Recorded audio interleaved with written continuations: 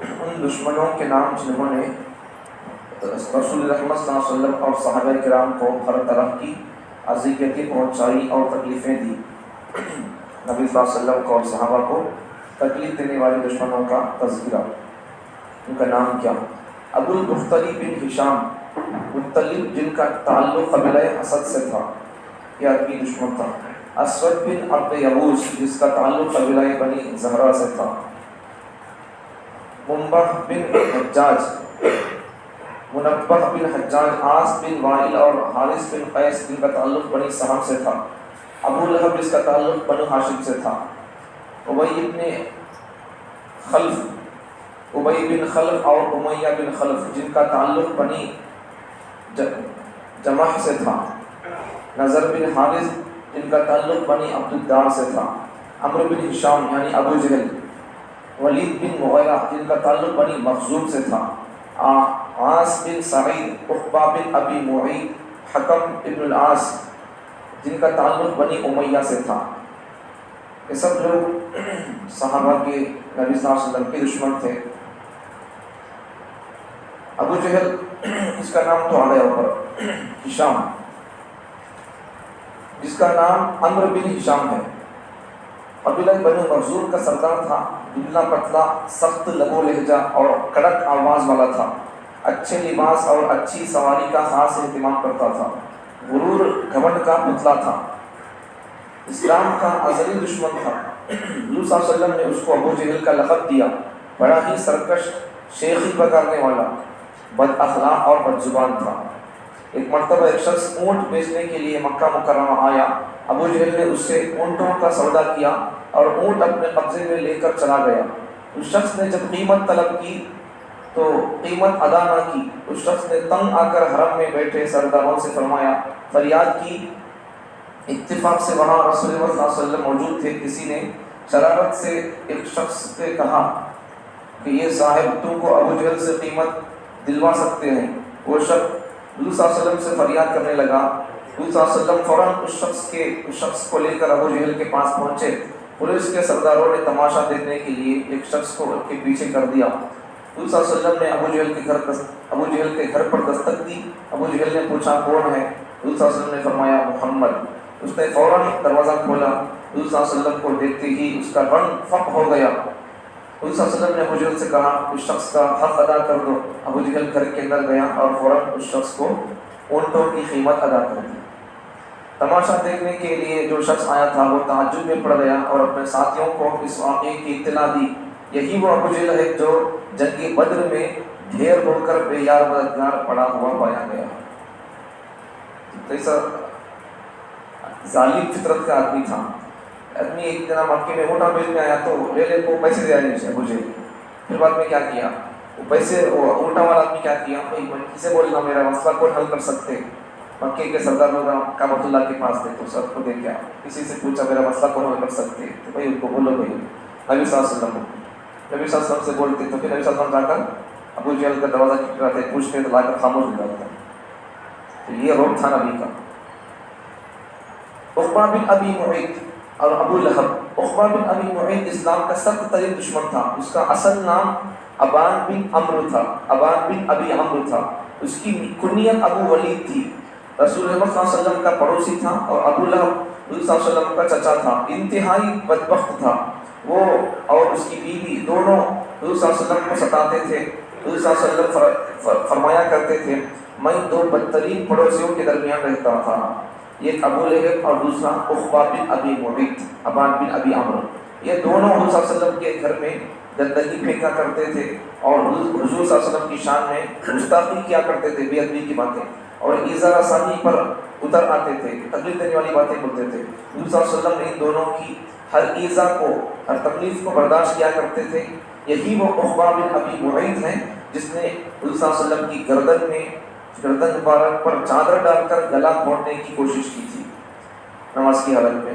حجاج سہمی کے دو بیٹے تھے جن میں سے ایک کا نام منبہ تھا اور دوسرے کا نام طبیہ۔ یہ دونوں حضور صلی اللہ علیہ وسلم کو ایذائیں پہنچاتے اور طنز کرتے کہ اللہ کو تیرے سوا کوئی اور نہیں ملا جسے نبی بناتا، اسے نبی صلی اللہ علیہ وسلم کو تکلیف دینے والی باتیں بولتے تھے۔ اسود بن عبد یغوث یہ اسلام اور مسلمانوں کا مذاق اڑانے والوں میں سے ایک تھا۔ وہ کہتا تھا اے محمد کیا آج آپ نے آسمان والوں سے بات نہیں کی؟ مذاق کرتا تھا۔ حضور صلی اللہ علیہ وسلم کے علاوہ دوسرے صحابہ کرام کا بھی یہ شخص مذاق اڑایا کرتا تھا اور غریب مسلمانوں پر ہنستا تھا کہ عجم کی سلطنت کے مالک ہو گئے، کیا تمہیں اسلام لانے میں اللہ تمہارے کو عرب کا بادشاہ بنا دیا کیا؟ ایسا ہو کر مسلمان صحابہ سے مذاق کرتا تھا یہ آدمی اسود بن عبد یغوث۔ لو لگنے سے اس کا چہرہ لال ہو گیا، گھر والوں نے اس کو گھر سے نکال دیا، بیماری لگ گئی اسے، بدزبانی کرنے کی وجہ سے اس کا منہ پیپ سے بھر گیا اور اسی بیماری میں مر گیا۔ صحابہ کا بھی مذاق کرتا تھا، بیماری لگ گئی، منہ پیپ سے بھر گیا، کہاں کی پیپ لگا تو اور تھوڑا کھونا تو ڈر جاتی ہے، منہ میں پیپ آیا ہوا تو صحابہ کی گستاخی کا یہ اس کے اندر دنیا میں عذاب ہے، نبی کی بے ادبی اور مذاق اڑانے کا دنیا میں عذاب ہے۔ ولید بن مغیرہ اور نصر بن حارث۔ ولید بن مغیرہ قبیلہ بنو مخزوم کا سردار تھا۔ سارے قریش مل کر کعبے کا غلاف تیار کرتے مگر ولید بن مغیرہ یہ کام اکیلا کرواتا تھا۔ کعبۃ اللہ کا غلاف مکے کے دوسرے لوگ سب مل کر کرتے تھے لیکن ان اتنا بڑا مالدار تھا اور پاورفل تھا کہ ان ایک جنا وہ پورا کام کر سکتا تھا غلاف بنانے کا، چڑھانے کا۔ حضرت خالد بن ولید رضی اللہ عنہ کسی کے بیٹے ہیں، ولید بن مغیرہ کے بیٹے جو سیف اللہ کے لقب سے نوازے گئے ہیں۔ نصر بن حارث، خالد بن ولید رضی اللہ عنہ بڑے جنگجو آدمی تھے، اسلام قبول کیے بعد میں، پہلے کافر تھے۔ نصر بن حارث کا تعلق قبیلہ بنی عبد الدار سے تھا۔ یہ حضور صلی اللہ علیہ وسلم کو جھٹلاتا تھا اور صحابہ کرام کو حد سے زیادہ تکلیف دیا کرتا تھا۔ نصر بن حارث حضور صلی اللہ علیہ وسلم اور صحابہ کرام سے دشمنی کرنے میں یہودیوں اور نصرانیوں سے میل جول رکھتا تھا۔ یہی وہ شخص ہے جس نے کہا تھا کہ محمد پرانے افسانے سناتے ہیں، جنگ بدر میں گرفتار ہوا اور اس کی گردن اڑا دی گئی۔ تو نبی صلی اللہ علیہ وسلم وحی کی باتیں، اللہ کی باتیں بولتا تھا، بھائی تمہارے وہ شیطانہ کی باتیں تمہیں کہاں لے گئی، کہاں سناتے نہیں۔ محمد صلی اللہ علیہ وسلم پرانے قصے سناتے ہیں اور پرانی کہانیاں بولتی بول کر لوگوں کو بولتا تھا، بھٹکاتا تھا ایسا، جبکہ محمد صلی اللہ علیہ وسلم اللہ کی باتیں جبرائیل لا کر بولتے تھے تو سناتے تھے، لیکن قصے کہانیاں بولتے بول کر مذاق آتا تھا۔ جنگ بدر میں گرفتار ہو کر آیا اور اسے مار دیا گیا۔ اسود بن مطلب بھی مذاق اڑانے والوں میں سے تھا۔ یہ مسلمانوں کی طرف اشارہ کر کے کہتا تھا کہ زمین کے بادشاہ آتے نہیں، مذاق کر رہا ہے صحابہ کا۔ یہ خیسر اور کسریٰ کے روم فارس کے بادشاہ خیسر اور کسریٰ کے خزانوں پر قبضہ کریں گے، ان مذاق سے بولتا تھا ایسا، بھئی یہ مسلمان دیکھو عرب کے بادشاہ آ گئی، روم فارس کے بادشاہ تھی بول کر مذاق کرتا تھا۔ لیکن اللہ تعالیٰ نے کیا کر دیا بعد میں، صحیح میں روم فارس کا صحابہ کو اللہ بادشاہ بنا دیا۔ انہیں مذاق کرتا تھا لیکن اللہ تعالیٰ صحیح میں مسلمان صحابہ کو بعد میں چل کر روم کا فارس کا اللہ بادشاہ بنا دیا۔ یہی وہ دشمن ہے جو حضور صلی اللہ علیہ وسلم کو دیکھ کر سیٹیاں مارتا تھا اور تالیاں بجاتا تھا۔